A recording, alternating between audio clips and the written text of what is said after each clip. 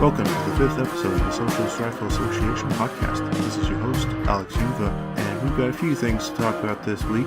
First among them, the organization was featured on public radio for the first time, to my knowledge. I was given the opportunity to go on air with Dave Graham on WDEV radio in Vermont. We were able to talk about the organization, what we're doing, what some of our thoughts and beliefs are. It was a great time. Really glad to have been able to do that. I think it was pretty beneficial, putting our message out there to a broader audience, as always.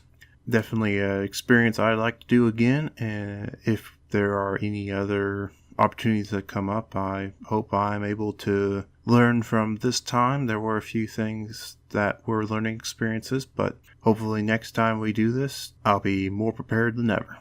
First on the news agenda is the protests in Portland that happened this past week. The groups Patriot Prayer and the Proud Boys were staging demonstrations in Portland over the weekend, coinciding with the approximate anniversary of Charlottesville and the actions that happened there with the far right and neo-Nazis, Confederate sympathizers, fascists, those sorts of people that held that rally and the violence that broke out from that.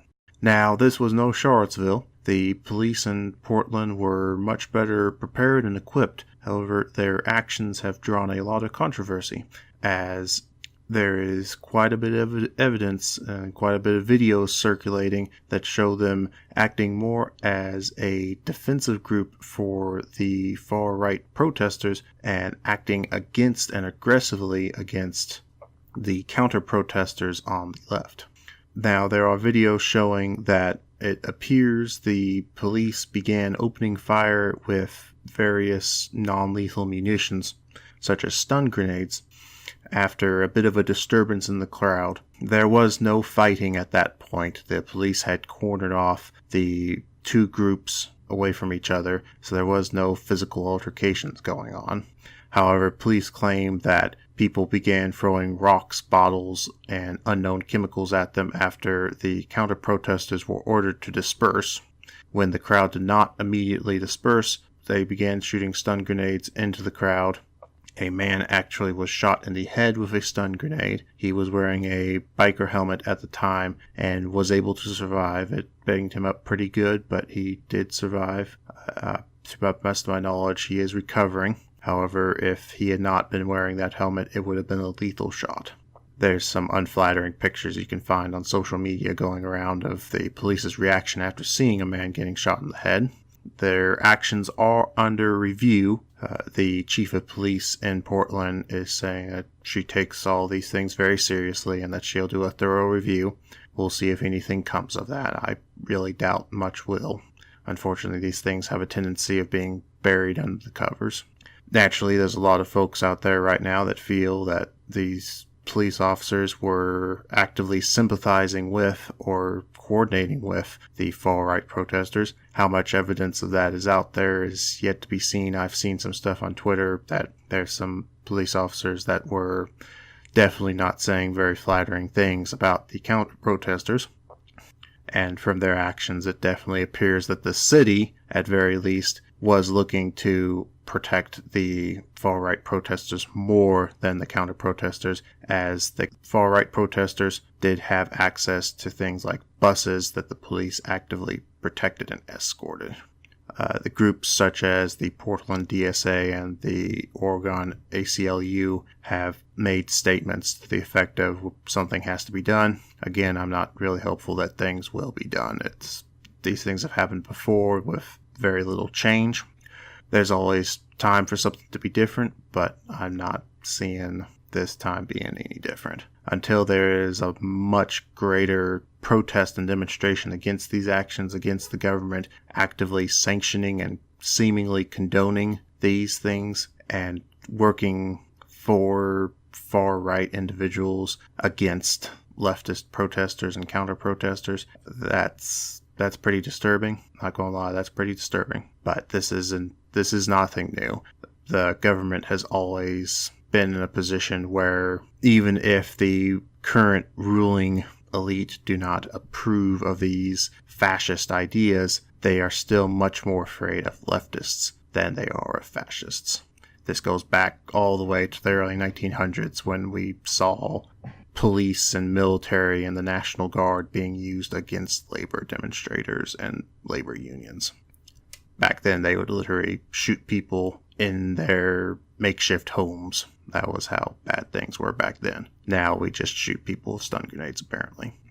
After the events in Portland, further demonstrations happened in Berkeley, California the next day. That was not as large as the demonstrations in Portland. However, the police once again in Berkeley acted against the leftist counter-protesters. Smoke and rubber bullets were used against the counter-protesters. The police claim, as they always do, that counter-protesters were throwing objects at them, rocks, bottles, whatever.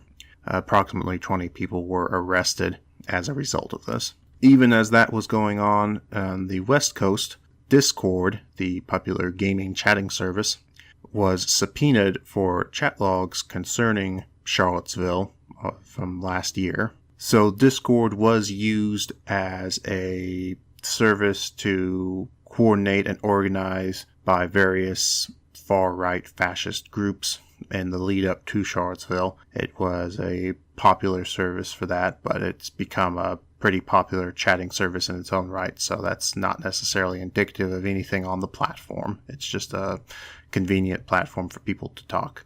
The subpoena is for those particular group chats these individuals were involved in. Some of them are protesting this subpoena. One of the individuals involved in the case is debating on whether or not to appeal the subpoena. I don't think they've actually officially made a determination if they're going to appeal yet or not. Supposedly, the information will remain confidential to the court. However, past examples of this have shown that data can be leaked or released or just not be held to a very high confidential standard. So we can hope that this court case goes along and that there's some light shed on these individuals and their goings on, as well as maybe some justice for what happened in Charlottesville. But this also serves as a handy reminder to those of us on the opposite end of the spectrum that even though the government is being forced to go after these fascist individuals because they have caused so much trouble, we can't forget that the government will, in a heartbeat, go after leftists as well, and probably on more trumped up charges or on less evidence than it's taken to get these far-right individuals scrutinized by the court system. We can look at history and see programs like COINTELPRO that specifically targeted leftists and socialists and communists here in America and all the things that were done about that. So it's a good reminder that most things online can be subpoenaed by a court, so don't say stupid things online thinking that nobody's ever going to see it outside your little group. Definitely don't say illegal things online. Try not to do illegal things in general. That's just good life advice, I think. But there are options out there for encrypted communications, which are harder for prying eyes to see.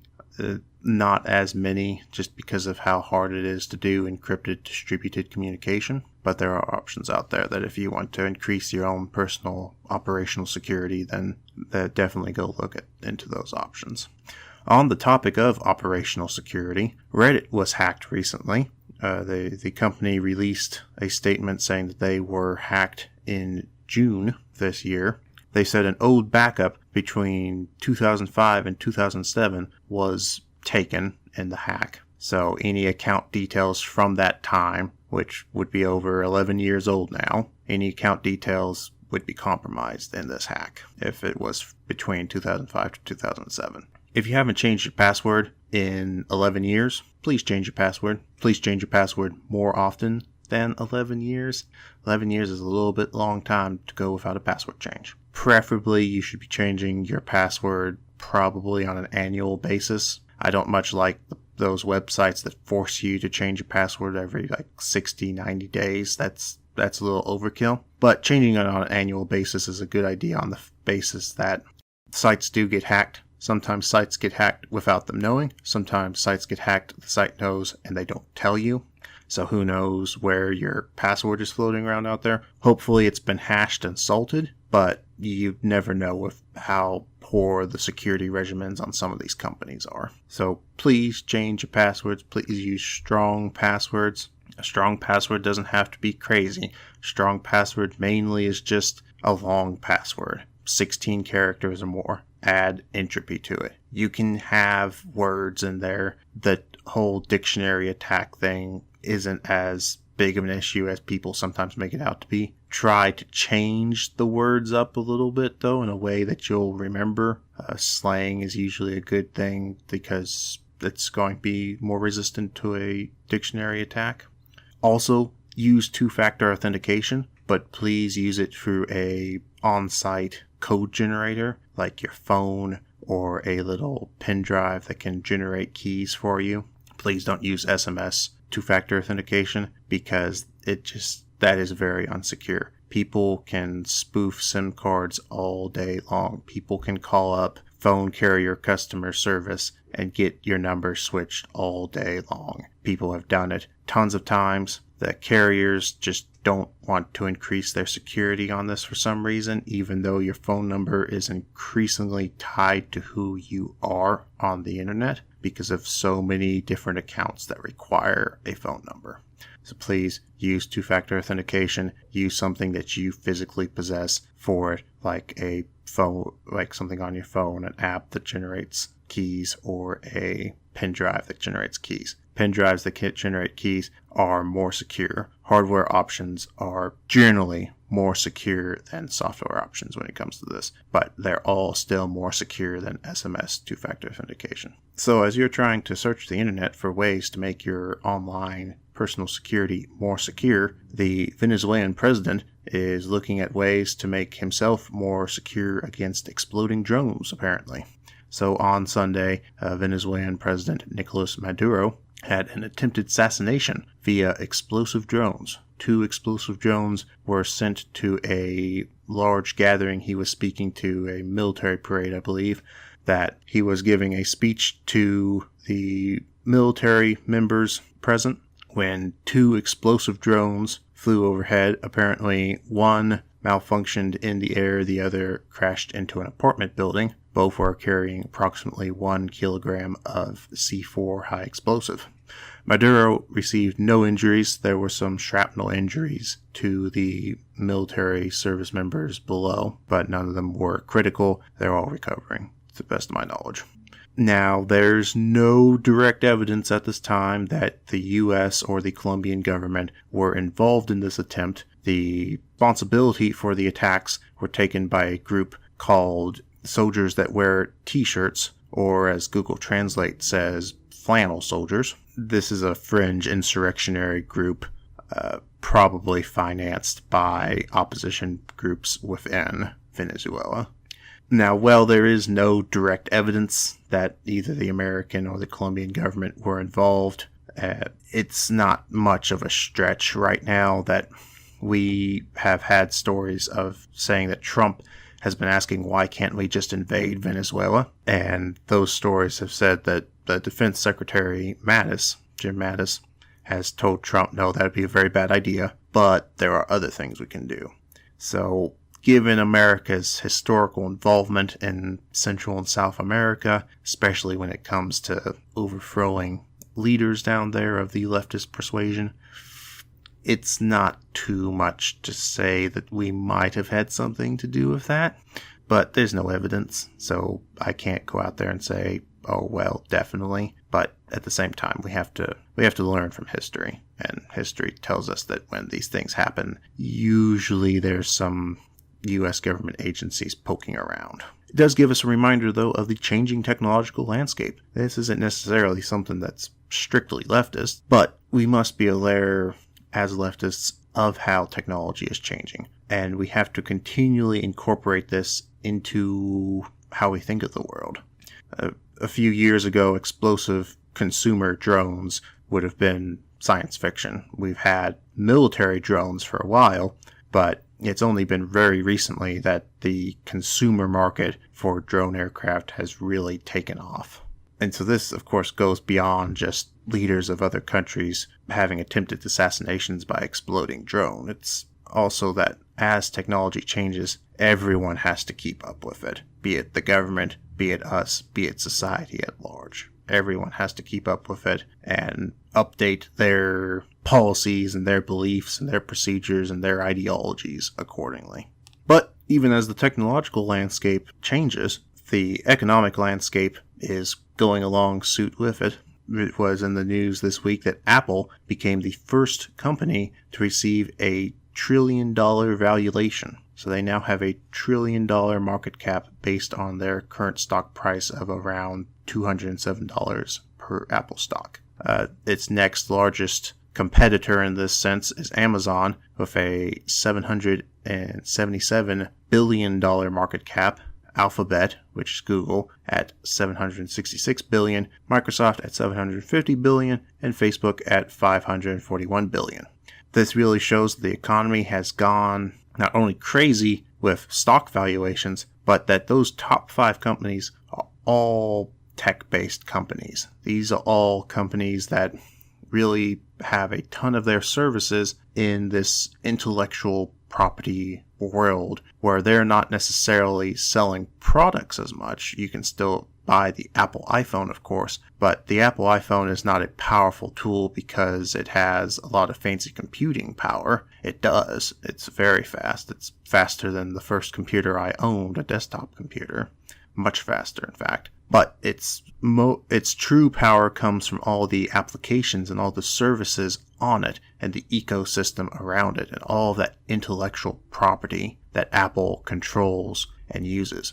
And so as leftists, we have to consider that just as Marx in the 1850s was discussing factories and the industrial world, we must grapple with a changing economic landscape where it's increasingly a matter not of seizing the means of production as in factories, but in terms of intellectual property. It is now, quite honestly, a lot of what people can think up and imagine and create that is driving the economy now, rather than the sheer manufacturing, turning raw resources into refined goods sort of economic system. It also shows us how the wealth gap continues to increase with these companies, that one might not think about it at first, but stock valuations is a big way of how the rich and these executives of these companies increase their own net worth by drastic amounts. Now, of course, stock options have been around for a while, and many employees for these companies can get them even when they are not in executive level positions. It's not unheard of for a Silicon Valley company to offer its lower employees stock options. It's quite common from what I understand. But these stock options really apply the principle of it takes money to get money, because not only because of compound interest and dividends, but because as a lower employee, you are going to be naturally offered less stock than a higher level employee, such as an executive. So if you get, for the sake of simplicity, we'll say an Apple stock is $200 and you as an employee are offered 1 Apple stock a year. So you get $200 in Apple stock a year. A pitifully low amount, but we'll make the math easy for us. So you're getting one $200 stock a year. And then the corporate executive is getting 1,000 Apple stock a year at the same value you are. So you get $200 worth of Apple stock and they get $200,000 worth of Apple stock. Well, if we see a 10% gain on this, for you to take your $20 of realized gains and reinvest it and make something out of that, than it is for them to reinvest it and make something out of that. Just because the numbers are bigger. Just because that's how exponentials work. That's how compound interest works. If you have a greater principal, it's going to grow much more, and regardless of the rate it's at. Everyone can have the same growth rate, but if you're starting out at 20, you're not going to catch up. And of course, in the real life, these numbers are much more wildly exaggerated. We're talking millions and millions and millions of dollars in stock options. And so this encourages corporate executives to grow the stock at all costs so that they can sell off their stock, make a tidy profit at the cost of the company, at the cost of the workers in the company. What drives stock price up is not necessarily what's best for the company or what's going to ensure long-term growth in the company. It's just whatever makes the value go up at the time. unfortunately, this drives a lot of really predatory practices within corporate executives, and it can have very serious consequences. If the company mismanages its money, that means that workers can be laid off. It's never going to be executives that are laid off, and if they are, then they have golden parachutes written into their working contracts for themselves. So the rich get richer, the poor get poorer. Same old story as has been since the dawn of time, except for the few times that the workers were able to take matters into their own hands and try to negotiate that down. Unfortunately, over the years, those efforts have been eroded, as they always are, if they do not receive constant attention. And that's kind of thing that's difficult for people, is the fight never ends. You always have to be vigilant against these people, because they will take whatever they can. So you have to constantly maintain your guard and constantly be ready to fight and negotiate for what is right. Well, we're going to round this episode of the podcast off with a lightning round. So we're going to have two little stories that I'll talk about real briefly. The first is that Trump has been tweeting about California. Now, this might not seem very strange. Trump tweets about everything that comes to his mind, and I'm sure California is on his mind quite a bit. However, as some of you may know, a lot of California is on fire right now. They're having some really bad blazes. People have been evacuated, forests have been burned down, that sort of thing. It's very dry there right now. But Trump was tweeting about how the rivers are flowing into the ocean and how California's environmental laws don't allow them to fight fires because all that water is just flowing off into the ocean. And why aren't we using that water that's flowing off the ocean? So what Trump is describing is what rivers are. Rivers are usually found starting in mountains, and they flow down the side of the mountain and through the landscape, and then they flow into the ocean, because that's how gravity works. Water rolls downhill, so it will eventually find either a low area, which will create an inland lake, or it'll find the ocean. It'll find one of those two things. That's how water works. So Trump accurately described how rivers work. That yes, rivers flow to the ocean, or lakes, sometimes. However, there is no Californian law prohibiting people from using the water from the rivers to extinguish fires. The problem with the Californian fires that are going on right now is they're too massive to fight. When a fire gets to a certain point, you just can't put it out anymore. You just kind of have to control it and try to get it to burn things that aren't as important until it burns itself out. There is no environmental law in California prohibiting firefighters from using water sources to fight the fire. Now, there are rules about how much water can be used for farms, and this is something that farmers have been talking about in California, that they don't have enough water. This is a genuine issue, but also ignores the fact that the Nestle Corporation and other bottling water corporations get very cheap water at little to no cost to them. They get this water to purify, supposedly, sometimes they don't even do that, and bottle up for resale. This is an absurdly lucrative and profitable practice. That's the real issue here, is Nestle bottling water in a state that's had years of drought. Not that firefighters can't draw water from the rivers to fight the fire. Sorry, Trump, you've missed the ball on this one, like so many other things. And then to close out this lightning round, Canada's foreign minister sent a tweet out to Saudi Arabia speaking ill of Saudi Arabia's arrests of activists in their capital. As some of you may know, Saudi Arabia is a very repressive monarchy in the Middle East.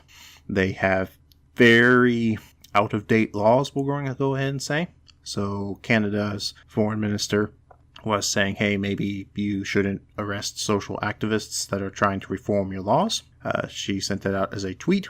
Saudi Arabia responded by expelling Canada's ambassador, removing their staff from Canada's capital, and generally being jerks about it because they can't take any sort of criticism because they are a authoritarian monarchy, and you can't speak ill of them without risking very severe punishment.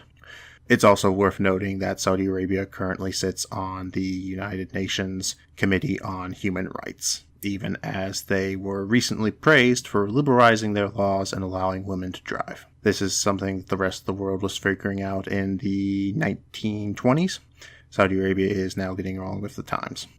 From the leftist perspective, leftists have historically opposed monarchies. Monarchies are not conducive to leftism.